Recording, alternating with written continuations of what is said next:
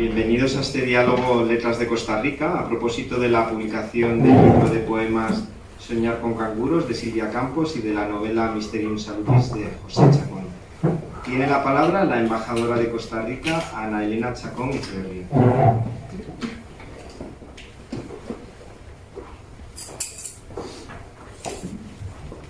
Muchas gracias, muy buenas noches. Tengan todos y todas en esta tarde lluviosa, que parece que estamos en San José.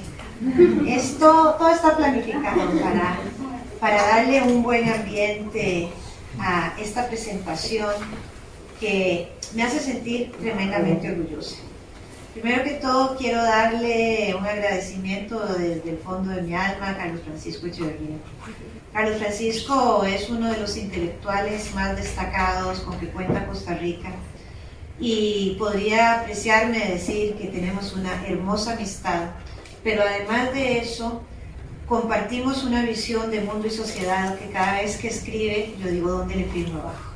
Realmente siempre hemos estado en la construcción de un mundo mejor, y también es un destacadísimo escritor, y que esta tarde nos haya hecho el honor de venir a presentar dos libros que son muy diferentes,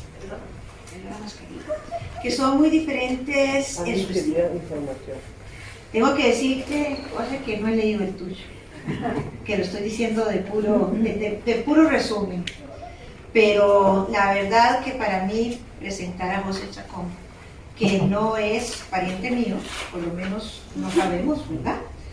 Es también un gran honor, porque la verdad que leyendo todo lo que ha escrito, todo su fondo intelectual, sinceramente es sumamente interesante, que a través de un amigo en común que nos contactó, tuvimos una conversación, como se suele tener en estos momentos, a través de un Zoom o un Teams, quedamos en que era importante presentar su obra. Y su obra habla de algo que, reitero, no la he leído, es la primera vez que vengo a presentar un libro sin habérmelo leído, pero es que no lo tengo, que es El encuentro de un cadáver femenino. Es una novela negra, una novela que tendrá muchos intrínfulos, pero con solo esa parte de saber que se encuentra una mujer que le han arrancado su vida, ya a mí me convoca a leer tu obra, y me convoca también a luchar siempre para que nunca ninguna mujer tenga ese destino. Y en época como la que estamos viviendo, que no solo la violencia de género está presente, sino donde tenemos una guerra tan cruel, que los cuerpos de las mujeres son encontrados constantemente, es donde me lleva a mí a pensar que todos, a través de la lectura, cómo nos nutrimos, y del análisis, tenemos que unirnos en la construcción de un mundo donde el diálogo esté más presente y la muerte menos. Y luego quiero decirles que a Silvia sí tuve el gusto de conocerla, y la conocí recitando una de sus poesías, y me cautivó. Me llevó un amigo en común, que ahorita está por llegar, que es Leslie, y me dijo, hay una compatriota que va a leer su poesía hoy, y la verdad que fue una noche mágica. Y de todos sus poemas, su sensibilidad, su forma de leerlas y el fondo que trae, me encantó uno profundamente, porque hablaba de la lluvia y de San José y de la familia y de lo poco perfectos que somos. También lo hablaba. Y entonces yo le dije a Silvia, me encantaría que hiciéramos algo juntas, me encantaría algún día poder presentar un libro tuyo. Y de esa noche, en una copa de vino, en un bar, por el puro centro de Madrid, salió luego un encuentro, y hemos llegado entonces a este momento, que es presentar su poemario Soñar con canguros. Nada de esto hubiese sido posible sin la colaboración constante y señera de Carolina Fernández, nuestra ministra consejera, que le ha puesto muchísimo empeño a esta actividad. La verdad que se lo agradezco profundamente, porque nada más uno aprende, uno solo sin el colectivo de la gente con el que trabaja no es nadie. y lo importante es que ambas hemos soñado, como todo el resto de la embajada, con que la cultura costarricense esté en la palestra de la vida cultural de Madrid y, por qué no, de España. Por eso, para mí, como embajadora de Costa Rica, es, la verdad, un inmenso placer darle la más cordial bienvenida a una noche literaria, a una noche de análisis donde vamos a profundizar más la obra de dos grandes escritores bajo la palabra, el análisis y la visión señera y sobre todo intelectual de Carlos Francisco. Muchas gracias.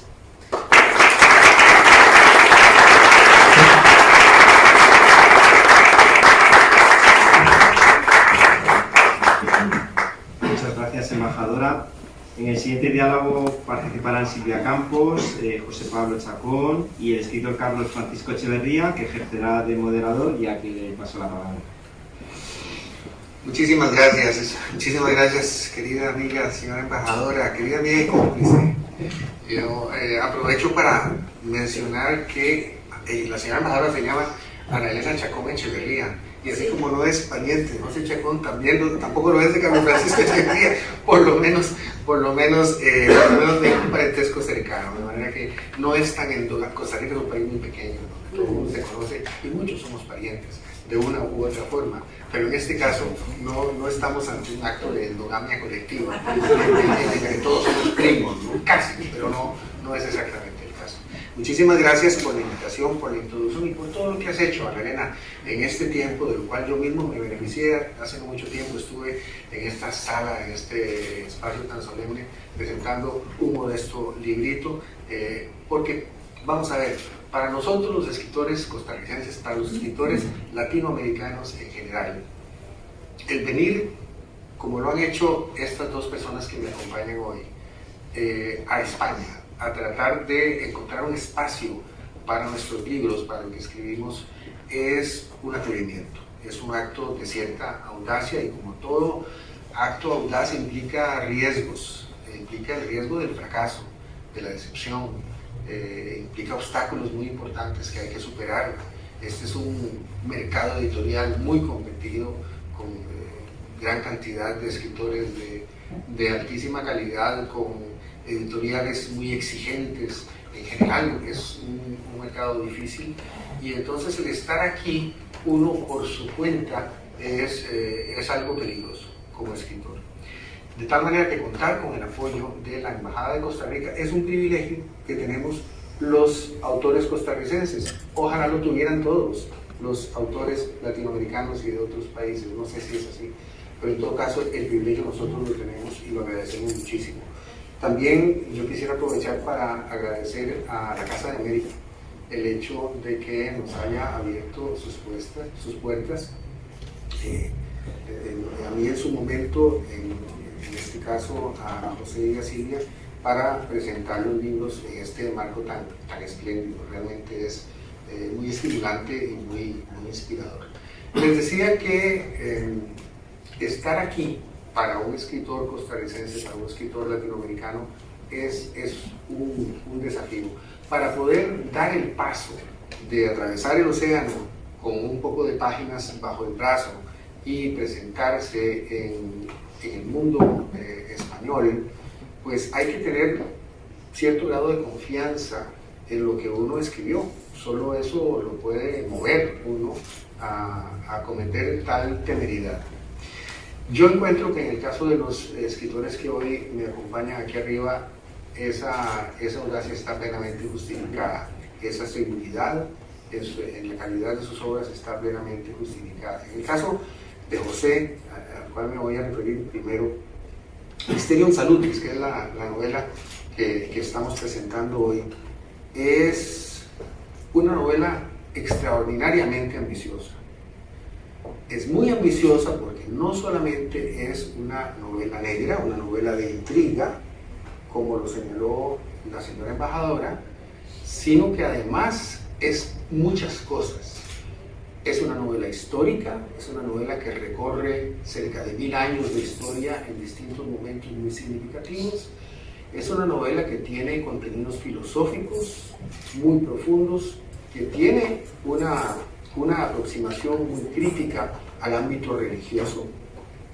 Nosotros, los hispanoamericanos en general, estamos acostumbrados a escuchar acerca de, bueno, los atropellos que ha efectuado la Iglesia Católica en nuestros países. Estamos acostumbrados a hablar o a escuchar hablar acerca de la Inquisición y de este tipo de cosas, y a menudo ignoramos que en otros ámbitos religiosos, en el mundo protestante, hubo cosas muy similares, en donde la religión, curiosamente, la religión cristiana, esa fe que se supone que es una fe de amor, de solidaridad, de compasión, ha dado pie para las crueldades más inimaginables, para violencia terrible y para actos prácticamente de genocidio.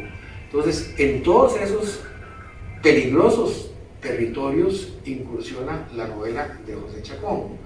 Lo hace además dentro de una complejidad de construcción muy interesante, ¿verdad? Con grandes saltos de tiempo, incluso con algunos elementos que se reflejan en la maquetación, en la apariencia del libro, con inserciones gráficas, tipográficas, con referencias a lenguajes desconocidos. En fin, es un libro que tiene riqueza también desde ese punto de vista, desde el punto de vista etimológico, desde el punto de vista del lenguaje. No sé, es un apasionado de los idiomas, no sé cuántos habla, pero habla de idiomas antiguos, griego, hebreo, latín, cosas que ya muy poca gente habla, y él conoce, digamos, la estructura de esos idiomas, y entonces, digamos que desarrolla su argumento también utilizando claves idiomáticas muy interesantes. Vean la cantidad de cosas que hay ahí, ¿verdad? Hay un crimen, hay etimologías, hay historia de las religiones, hay filosofía, hay política, hay amor, hay erotismo. Un erotismo a veces sublime, como en el caso de uno de los personajes que se enamora de una intelectual maravillosa, Hildegard de Bingen, que vivió 300 años antes que el personaje, o sea que es un enamoramiento que no puede ser más espiritual, pero al mismo tiempo hay una sensualidad a veces brutal en la novela. No puedo darles, por supuesto, más claves que las que les estoy dando, porque yo espero y creo que todos esperamos que en algún momento la lean, pero sí, la riqueza de la novela realmente es fascinante, lo lleva a uno hasta un final sorprendente, como en todas las novelas negras. Y yo quisiera finalmente terminar por señalar dos cosas. Una muy rápido, porque ya estoy hablando demasiado, y es que José es su propio editor. Hasta ahí llega su audacia, es decir, él creó su propia editorial para publicar sus libros, que ya son varios, es su propio editor. Eso es ser un hombre valiente.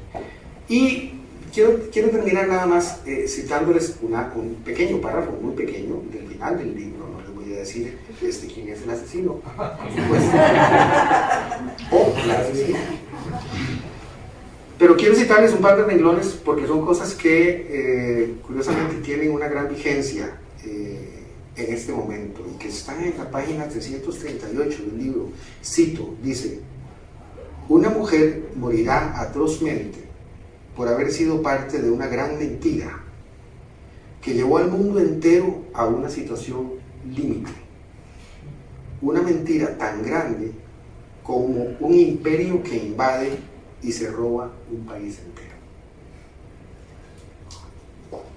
Ustedes saben por qué eso es tan actual. Pero bueno, sin más introducción, los dejo con José Chacón. Muchas gracias.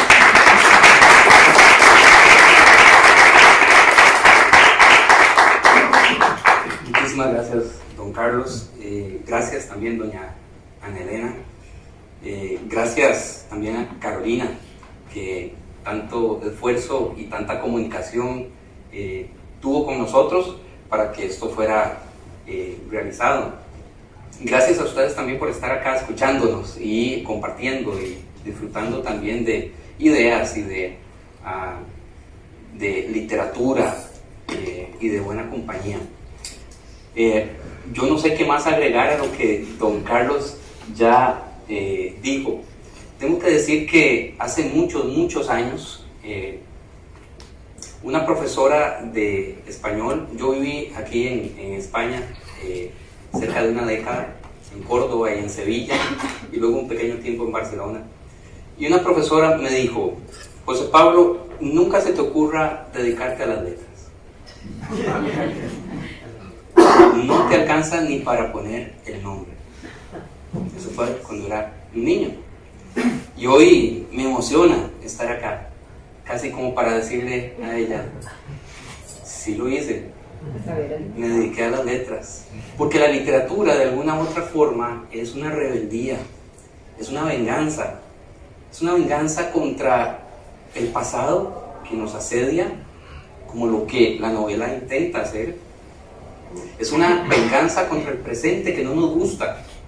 Es una venganza contra el futuro que tememos y que queremos cambiar.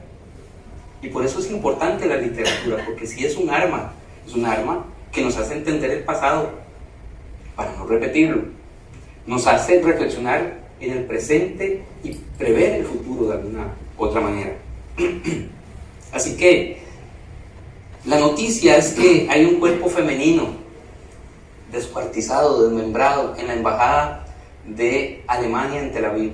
Así empieza la novela. Y ese cuerpo femenino tiene muchas incógnitas de cómo llegó a estar allí y en la forma en que es hallado. Es hallado solamente el torso de ella y las otras partes del cuerpo no aparecen por ninguna parte. Cuando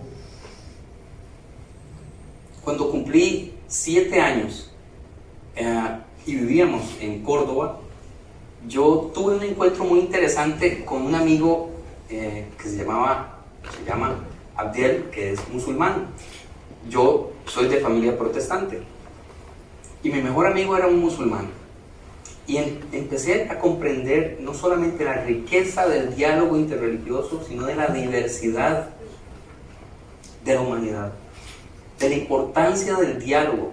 Y algunas personas temen al diálogo, porque creen o sienten que el diálogo tiene que ver con transigir. El diálogo es escucha mutua, activa, de riqueza. Pero también me di cuenta desde muy temprano de la atrocidad, del monstruo que pueden ser las religiones y que lo son para muchas personas, que ha sido y que sigue siendo para muchas personas. Yo escribí Mysterium Salutis, la investigación me llevó muchos años, varios años. Yo soy teólogo y soy periodista, pero la redacción me tomó algunos meses, pero fueron meses que compartí emociones muy interesantes. Estaba mi hijo Santiago, que tiene 10 años ahora, en una UCI. Él nació con malformaciones congénitas y yo acompañándolo en la UCI del Hospital Nacional de Niños de Costa Rica, él luchando para sobrevivir. Y entonces escribí uno de los quizás párrafos que más me gusta a mí, digamos, mencionar. No necesariamente es un buen párrafo, pero que a mí me gusta porque conecto con el momento en que redacté esa novela. Y digo así: me niego a estar de acuerdo con C.S. Lewis cuando dice que Dios nos grita por medio del dolor. Dios en realidad grita con nosotros en el dolor. El dolor no puede ser la voz de Dios, al menos no de uno al que reconocemos como un Dios de amor. Sería un Dios cínico, un Dios araña, un Dios enano, que necesita infligir dolor para sentirse poderoso, para sentirse como un héroe. No, Él no nos habla a través del dolor, Él nos habla y nos acompaña en medio del dolor. Eso aparece allí en la novela, porque yo estaba también luchando, rebelándome contra toda la estructura religiosa que nos dice acepta el dolor. Las cosas son así. Esta mujer que aparece descuartizada allí nos cuenta una historia. Dicen los que saben de medicina forense, que los cadáveres hablan, y ella cuenta una historia. Y para poder leer su historia en ese cuerpo tenemos que ir a 3 épocas pretéritas, 3 momentos históricos que nos sitúan de alguna forma en las claves hermenéuticas, las claves de interpretación de la atrocidad de esta mujer que aparece allí. El primer momento que la novela narra se encuentra en 1525 y acaba de suceder la Reforma Protestante. Lutero acaba de hacer una revolución rebelándose contra los imperios, los reyes, contra la iglesia. Y sin embargo, muy pronto aparecen facciones protestantes que también luchan contra Lutero. Es una época en la que existen las guerras religiosas, donde todos se matan. Y aquí aparece un personaje que yo hago una especie de biografía no autorizada de este hombre que es el fundador de una facción protestante que se llama los Anabautistas.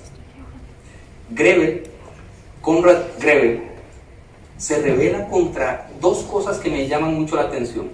Lo primero es el contubernio de la iglesia con la política, y eso nos tiene que llamar la atención actualmente, mucho, sobre todo en Latinoamérica, y por eso me llamó mucho la atención. Él dice: la iglesia no tiene por qué ser parte del Estado, ni el Estado tiene que tener parte en la iglesia, en un sentido de poder, de compartir poder, y separa a su iglesia naciente del Estado de Suiza, de uno de los cantones suizos. Pero esto le cuesta la vida. Una de las cosas que hizo fue rebautizar a las personas. Ahora, para nosotros probablemente no sea un acto tan desestabilizador bautizar a alguien adulto, pero es que tenemos que entenderlo políticamente. Bautizar a alguien en aquella época, y probablemente todavía significaba que los estados, los reinos, podían tener demográficamente una justificación de decir somos católicos o somos protestantes, porque inmediatamente quedaban inscritos. Entonces, este es un país católico o este es un país protestante. Cuando se rebautizan, están negando eso y están entonces cambiando todas las reglas políticas, quitándole el poder de la iglesia al Estado. Esto le cuesta la vida a él y a todos su grupo. La otra época que narro se encuentra en 1745 y una familia judía que se convierte a otra facción cristiana, que son los menonitas. Y una de estas parejas, que es la parte quizás, por lo menos para mí, más romántica, su relación, que es una relación tortuosa, complicada, una judía, un judío y una menonita. Ellos emigran a Estados Unidos y descendientes de ellos se convierten al pentecostalismo. Esto es histórico también. Yo no debo decir aquí cuánto de la novela es histórico y cuánto no. Ustedes, si me dan el honor de leerlo, ustedes determinarán. Yo no puedo decir si el 95, el 99%, pero la mayoría es histórico. Ustedes van a encontrar ahí nombres, lugares, fechas, todo perfectamente histórico. Emigran a Estados Unidos, se hacen pentecostales y fundan una secta que se llama la secta de la familia del amor. Y una de las cosas que es transversal a todas estas historias, a esta secta de la familia del amor, es la secta más investigada de la historia moderna, de la historia. Utilizaba a las mujeres como gancho, como todas las religiones utilizan a las mujeres, sus cuerpos y sus derechos como objetos, ¿verdad? Y en esta secta que fue acusada, sus líderes, de pederastía y de proxenetismo, aún hay algunos de ellos en la cárcel, se narran los detalles de esa secta. Ahora, ¿qué tiene que ver todo esto con el cadáver que se encuentra en la embajada de Alemania en Tel Aviv? Eso lo tendrán que descubrir si ustedes leen el libro. 5 temas, y termino, 5 temas puntuales que creo que son importantes en la novela. Déjenme ver el resumen. En primer lugar, religión y política. La novela está empapada de religión y política, de diálogo interreligioso tan importante y necesario. el tema de la mujer en la religión, pero en nuestra sociedad. Hablo de Hildegard von Bingen, que es la primera, y yo creo que es una genia que fue olvidada durante centurias, y que ha sido paulatinamente rescatada. Y ella empieza a hablar, por ejemplo, del orgasmo femenino en el año 999. En el año 1000. En el año 1099, perdón. En el año 1099. Empieza a hablar de los derechos de las mujeres a su propio placer. Ella era monja.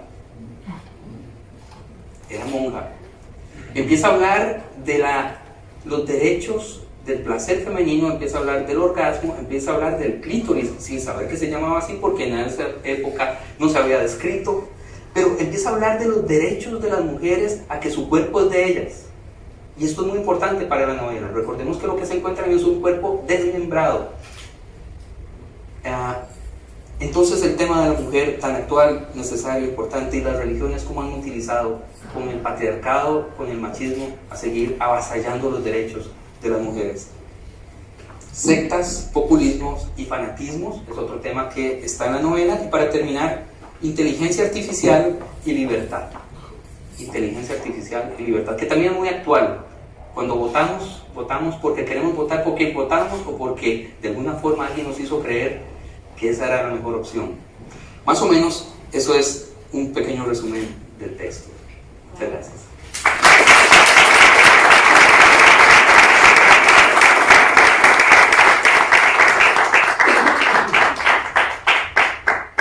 Bueno, ya ven ustedes que lo que yo les decía no era mentira, ¿verdad? Es decir, el fundamento, por un lado, investigativo que tiene la novela de José en todos esos ámbitos, ¿verdad? Historia, filosofía, teología, política, feminismo, inteligencia artificial, son una serie de soportes, ¿verdad?, que le dan una gran coherencia al libro, pero sin embargo no vayan ustedes a creer que es un libro que se lee como quien lee un tratado.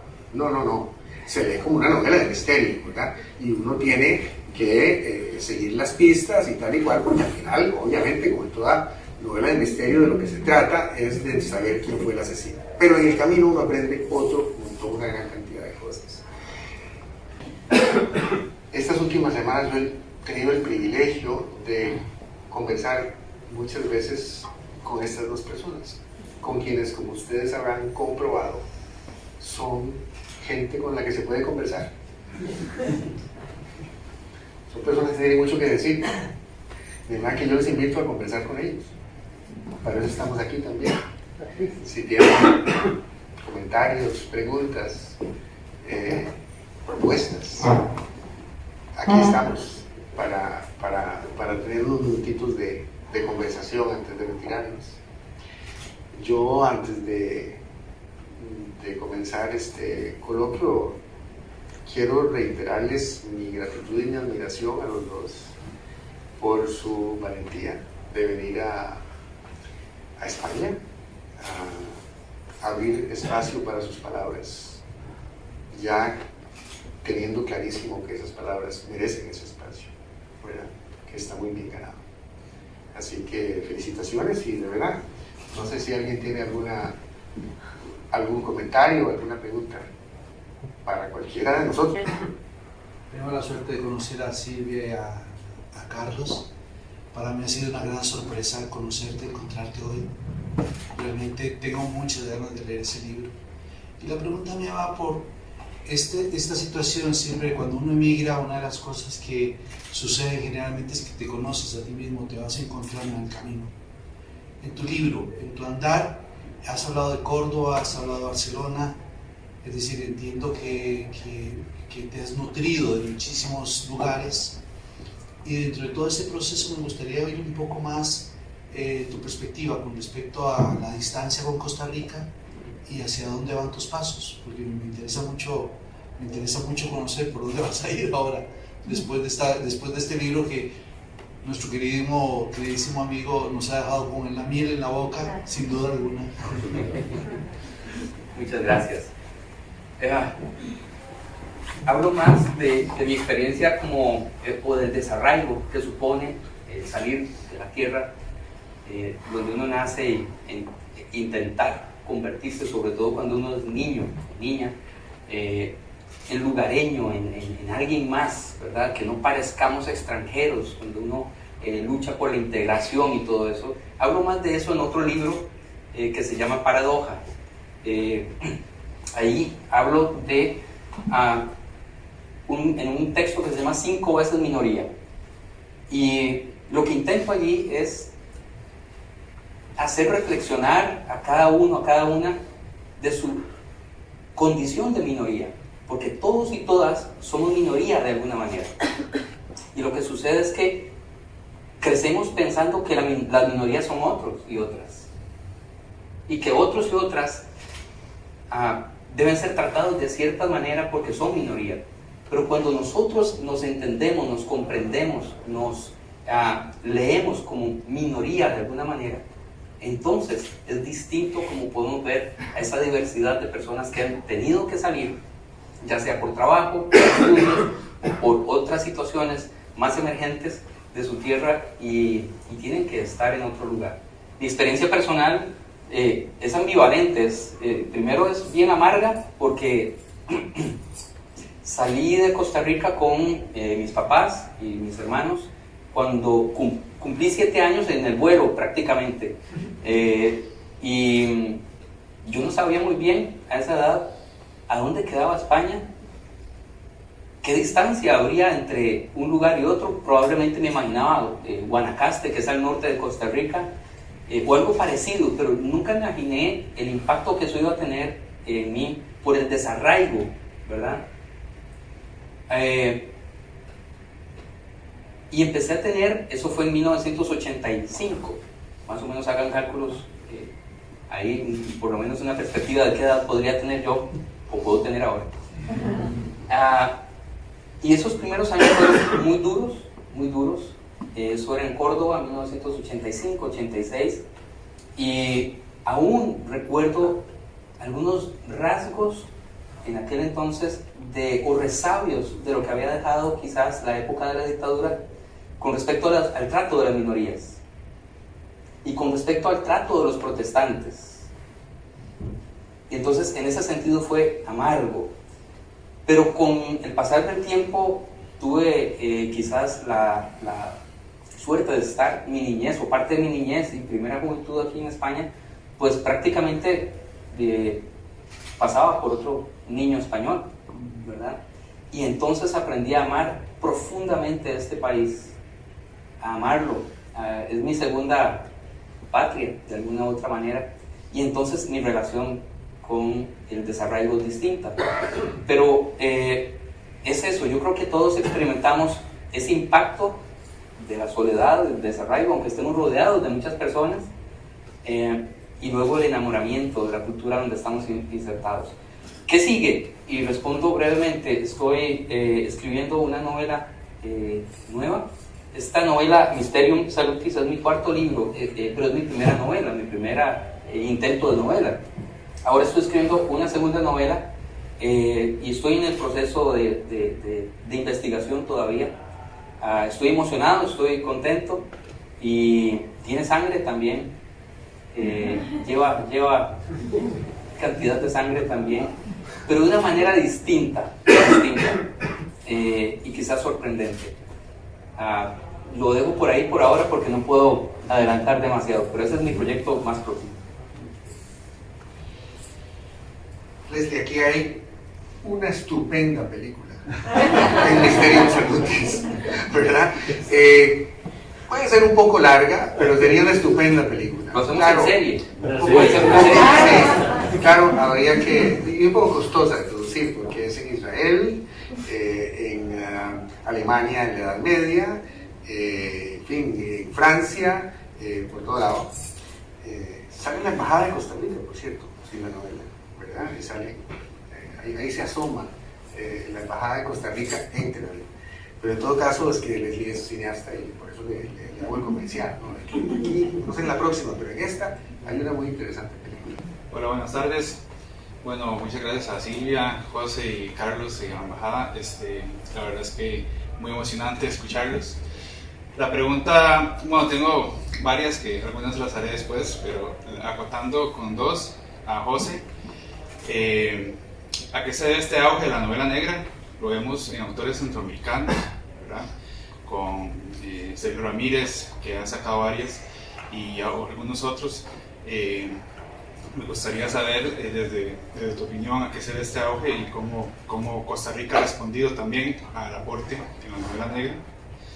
Y a los tres, creo que me gustaría saber cómo ha sido la recepción de estos libros en Costa Rica propiamente, si se ha hecho la presentación en Costa Rica, cuál ha sido la respuesta, y además si se puede mencionar un poco cómo han visto ustedes evolucionando el arte de la literatura en nuestro territorio. Gracias. Gracias. Yo creo que Jorge Volpi, que por cierto estuvo, creo que en estos días por acá también, habla mucho de eso, porque este auge de la novela negra no es tanto una novela negra en sí misma, sino que es un híbrido. El híbrido, digamos, entre una novela policíaca, histórica, pero al mismo tiempo periodística, ¿verdad? Pero eso se retrotrae quizás a autores como Truman Capote, o el mismo Rodolfo Walsh en Argentina, ¿verdad? Que empiezan a combinar una serie de técnicas entre lo periodístico. Rodolfo Walsh, por ejemplo, se da cuenta de que hay unos fusilados de la dictadura y que sobrevivieron del pelotón de fusilados, sobrevivieron 9 personas. Entonces busca a cada uno de ellos y los entrevista para contar lo que había sucedido, ¿verdad? Entonces es histórico, pero es ficción al mismo tiempo. Y tiene mucho de novela negra. Yo creo que Sergio Ramírez nos alecciona mucho, sobre todo por las situaciones que Latinoamérica experimenta de forma constante, continua, en términos de violencia, en términos de violencia política, en términos de violencia contra las mujeres, en términos de violencia en general. Y hablando con algunos colegas, sobre todo mexicanos, y preguntándoles sobre esto mismo, me decían, es que para nosotros eso realmente no es ni siquiera noticia, para nosotros hay mucho de eso ya en los periódicos, hay mucho de eso en noticieros, entonces eso está en la piel del latinoamericano. Y creo que eso va a empezar a crecer muchísimo, porque lamentablemente es lo que estamos viviendo, pero ya hay antecedentes desde hace bastante tiempo. Bueno, yo lo que creo es que en relación con lo otro, que la pregunta más abierta y más general, vamos a tener que pedirle a la señora embajadora de Casa de América que nos organice otra sesión, porque es algo que nos tomaría mucho tiempo discutir. En términos generales, pues el mercado literario reacciona muy diferente a distintas propuestas. Es difícil, ¿verdad?, hablar de una sola experiencia, de una experiencia compartida de los escritores. Los poetas siempre lo tienen mucho más difícil, los novelistas un poco menos, pero en el caso de José es un caso excepcional, porque realmente yo creo que probablemente Mysterium Salutis debe ser de las novelas más vendidas en Costa Rica, de las escritas recientemente, ¿sí? Dejando fuera, qué sé yo, Mamita Yunay y los clásicos de la literatura costarricense, pero eso es porque este señor que está aquí es empunchadísimo y ha hecho no solamente la calidad de la novela, obviamente lo sustenta, sino que además ha hecho un estupendo trabajo para darla a conocer. De manera que eso son situaciones muy diferentes para los distintos autores.